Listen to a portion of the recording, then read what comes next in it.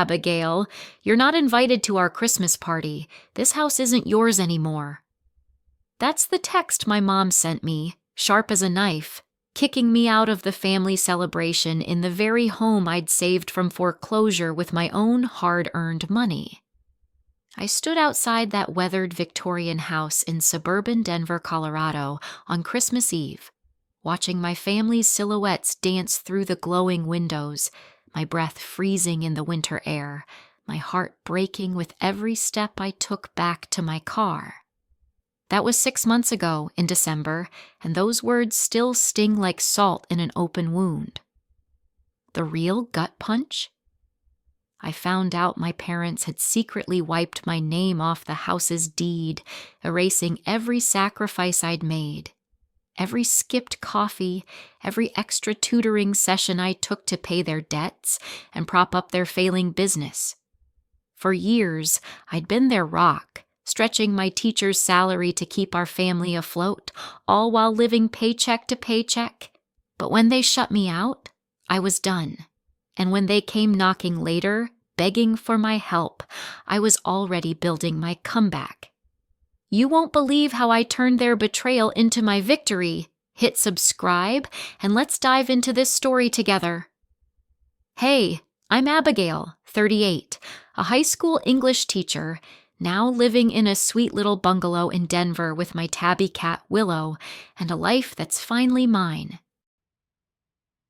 Under the golden Denver sunset, I sat on the porch of my bungalow, stroking Willow, trying to chase away memories of the Paris dream I traded to keep my family whole.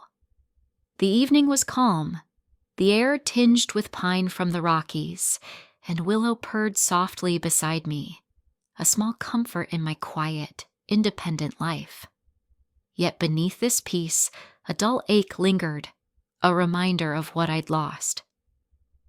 I once held a plane ticket to Paris, an invitation to teach English at the prestigious Sorbonne, my college dream come alive. I'd pictured myself there, lecturing on Shakespeare, sipping coffee by the Seine. But then Dad called, his voice trembling, "Abigail, the Victorian house is going into foreclosure." I canceled the trip, sent $20,000, my entire savings, and stayed in Denver. Later, $5,000 for his car, $2,000 for electricity, all earned from late-night tutoring. Each dollar I sent cut into my dream like a knife.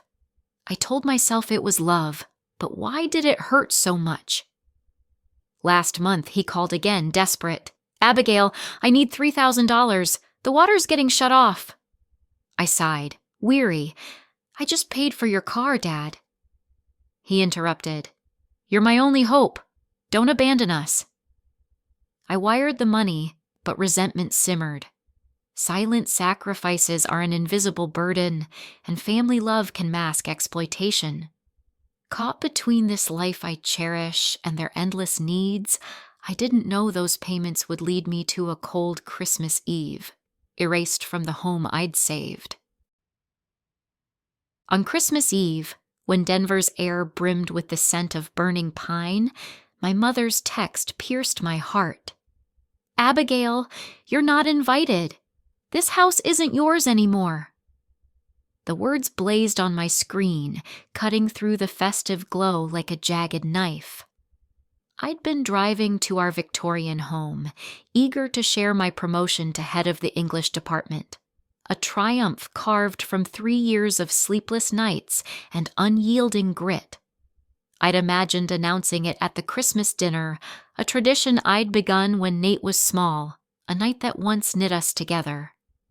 But now, stranded in the snow outside, I peered through the frosted windows at their laughter, dancing with the fireplace's flicker, a stranger to the life I'd bled to sustain.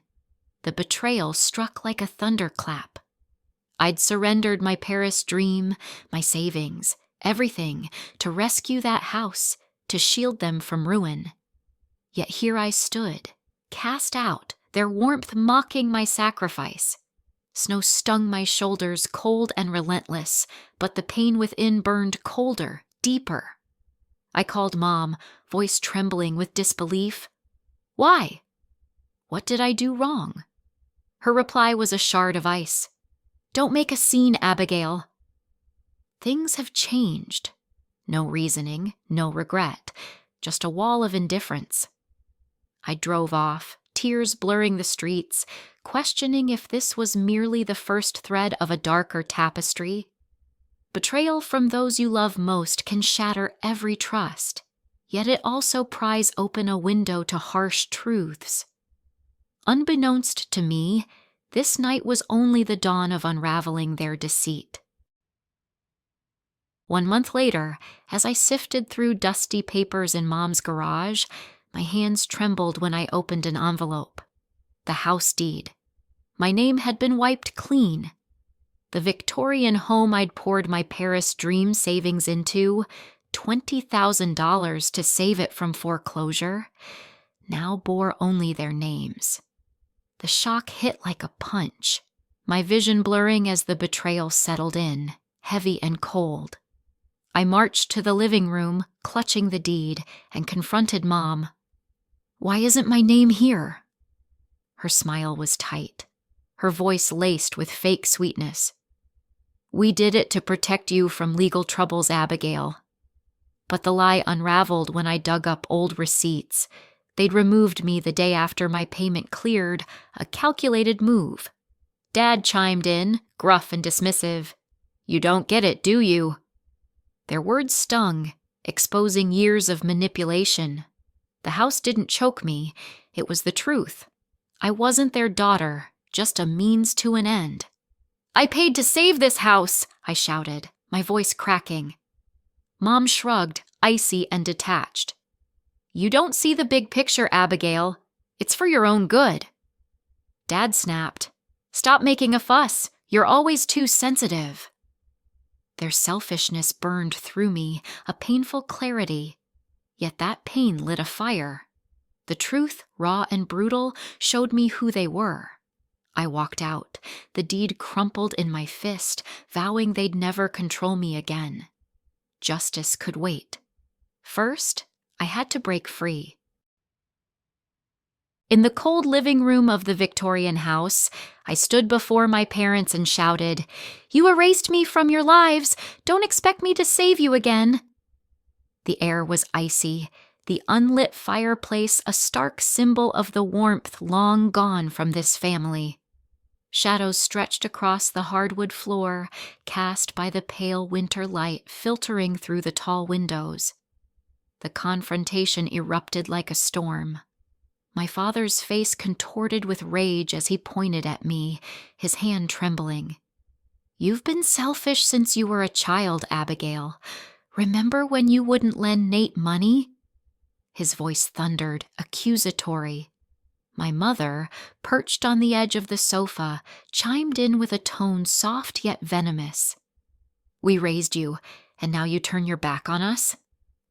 Their words twisted the past, painting me as the villain in a story they'd rewritten to suit their needs. I stood my ground, trembling with a mix of fury and pain, but my voice held firm. Raised me? I've paid the mortgage since I was 25. I shot back. I covered the taxes you forgot, the repairs you ignored. I gave up Paris, my dream, to keep this house standing. The memory of that sacrifice stung, a wound reopened. They fell silent, but their eyes told the truth. Not regret, but anger at losing their financial lifeline.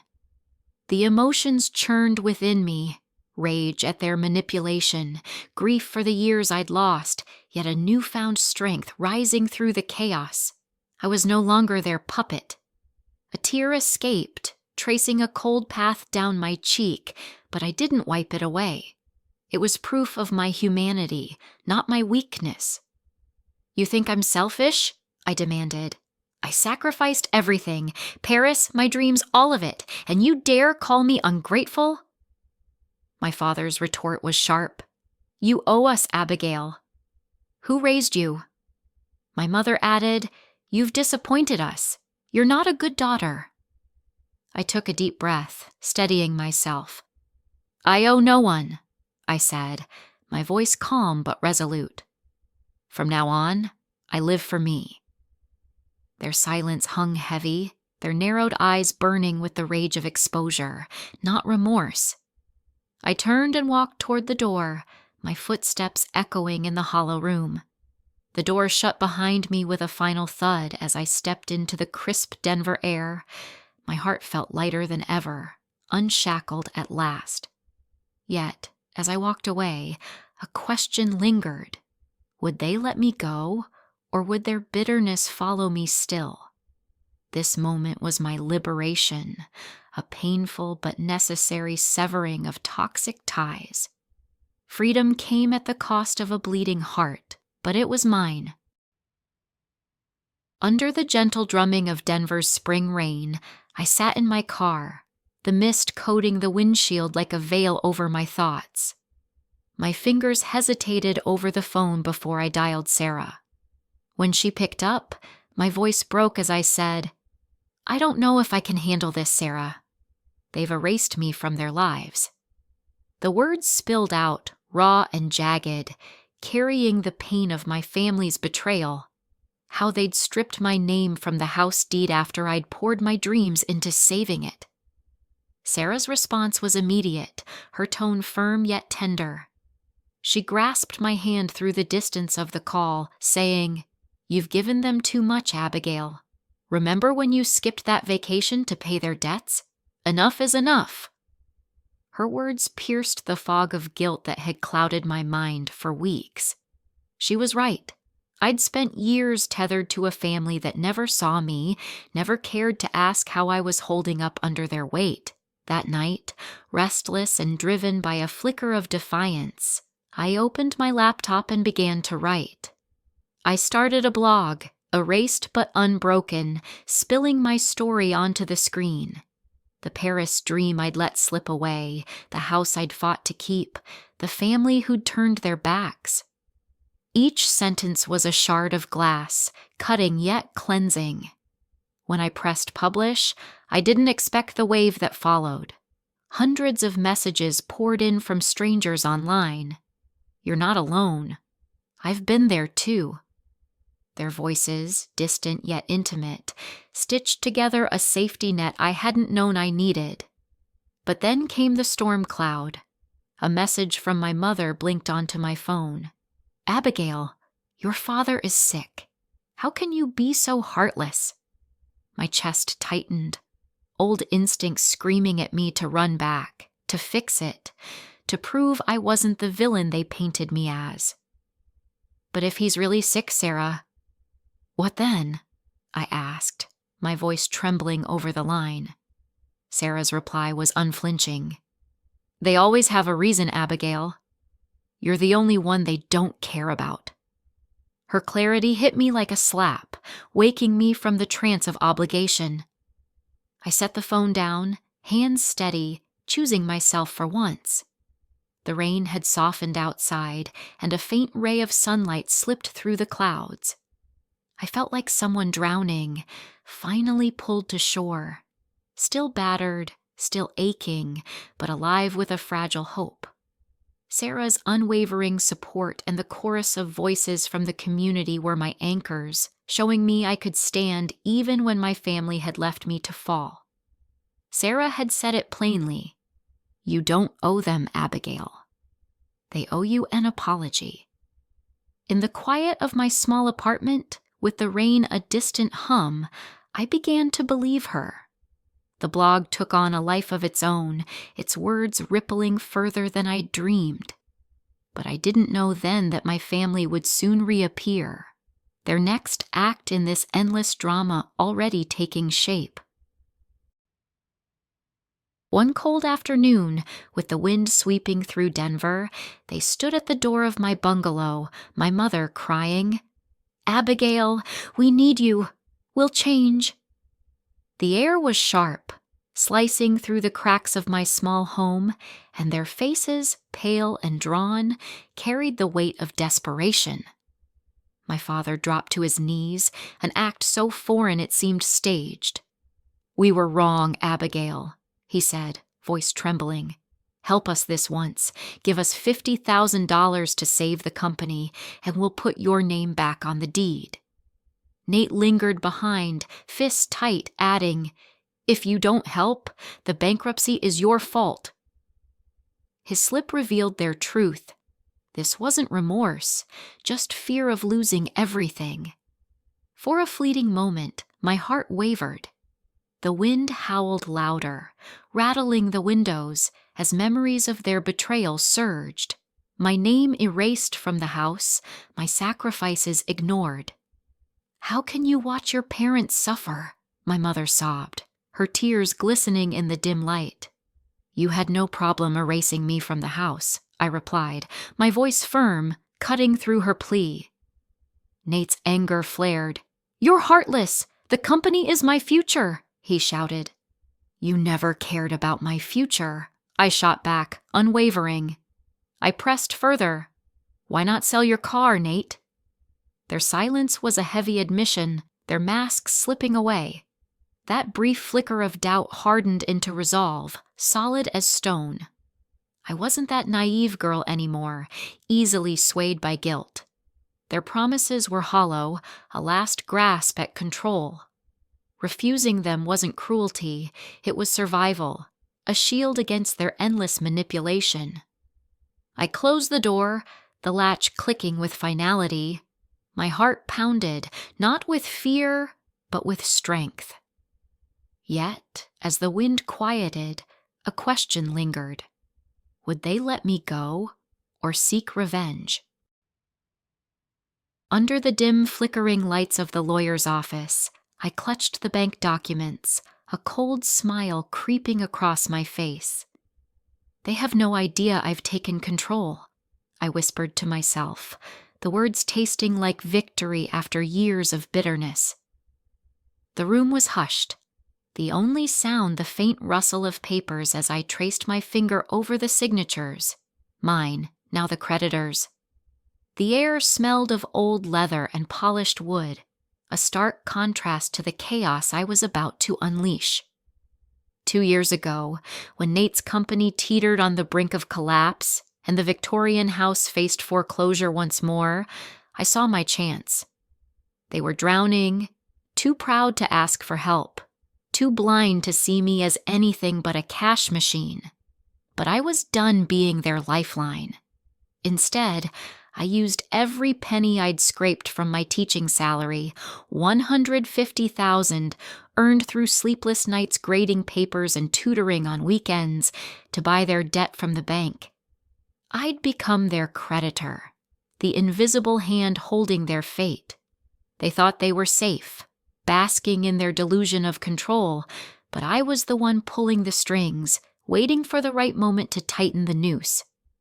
Now, with the company drowning again and their arrogance crumbling, I decided it was time. I drafted a letter, cold and precise. "Repay the $100,000 I once gave you, or lose the house and the company." My lawyer, Mark, raised an eyebrow as he reviewed it, his pen tapping rhythmically on the desk. "They might sue, Abigail, but you'll win. No question. The law's on your side," he assured me. I nodded, resolute, a fire burning in my chest. "Send it, Mark. I want them to know I'm not their victim anymore." The letter went out that afternoon, a quiet missile aimed at their pride. By evening, my phone erupted, missed calls, furious texts, each one a testament to their shock and outrage. Then, the inevitable. Dad's name flashed on the screen. I answered, bracing myself for the storm. "How dare you do this to your parents?"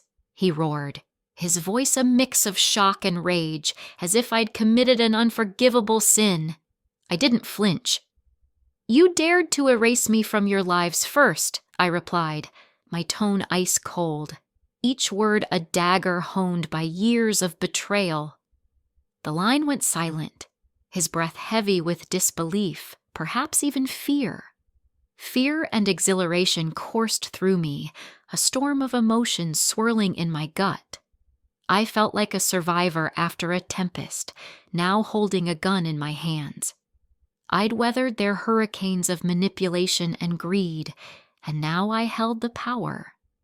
They never saw this coming, never imagined I'd rise from their ashes with a weapon of my own, forged in silence and patience. The girl they dismissed, the daughter they exploited, was now the one dictating terms. True power comes from silent preparation, and justice is when the selfish must pay the price. As the phone buzzed again, relentless in its demands for attention, I stared at the screen, a question lingering in the air. Would they beg for mercy or declare war? Either way, I was ready. The game had changed, and I was no longer playing by their rules. Denver's autumn blazed with golden leaves, and I sat in my bungalow with Willow, writing the final chapter of my book, my heart light as the mountain breeze. The crisp air wove through the open window, carrying whispers of pine and earth, grounding me in the life I'd fought to reclaim. Willow, my cat, curled up beside me, her soft purring a steady rhythm as I typed the last lines of erased but unbroken. What began as a blog, raw and unfiltered, had grown into a published memoir, a beacon of my survival. It was a story of betrayal reshaped into victory, each chapter a step from darkness into light. The book's release was a turning point. With the royalties, I bought a small condo near the Rocky Mountains, a haven where the peaks watched over me like silent protectors. Sarah, my unshakable friend, had stood by me through every storm, her presence a lifeline when I had nothing else. The online community that found my blog became more than readers. They were a family, strangers who saw my wounds and cheered my healing. Together, they replaced the blood ties that had abandoned me. Then came the letter from my mother last week. Her familiar scrawl felt foreign now, a ghost of a life I'd left behind. "We've lost the house," she wrote. "Are you satisfied now?" The words stung briefly, but I let them fade. Nate's text arrived soon after. "You'll be alone forever." I read it, deleted it, and felt no tremor in my hands. Their final plea, "Come back, Abigail. We're family," landed like ash on snow, cold and weightless. I whispered to the quiet room, "Real family doesn't make you cry." Sarah's words replayed in my mind as I gazed out at the mountains, the sun sinking into a fiery glow. "You did it, Abigail," she'd said at the book launch, her eyes bright with pride. "This is proof of how strong you are." I'd hugged her, my voice soft but sure. "I couldn't have done it without you, Sarah." She'd been my rock, while my old family's words had only been chains. I was no longer the girl they'd broken. I was a bird freed from its cage, proud and serene, wings wide above the ruins they'd tried to pull me back to. True freedom, I'd discovered, was choosing who to let in, building a life with those who lift you up, not drag you down. Happiness didn't need their approval. It thrived in the love I'd found with Sarah, Willow, and my online kin. My new family was born of trust, not guilt, and it held me steady. Yet, as the last light slipped away, a question lingered in the stillness. I've built the life I wanted, free from their shadows, but was I right to turn away after all they'd done? I don't regret my choice, but sometimes I wonder, what do you think?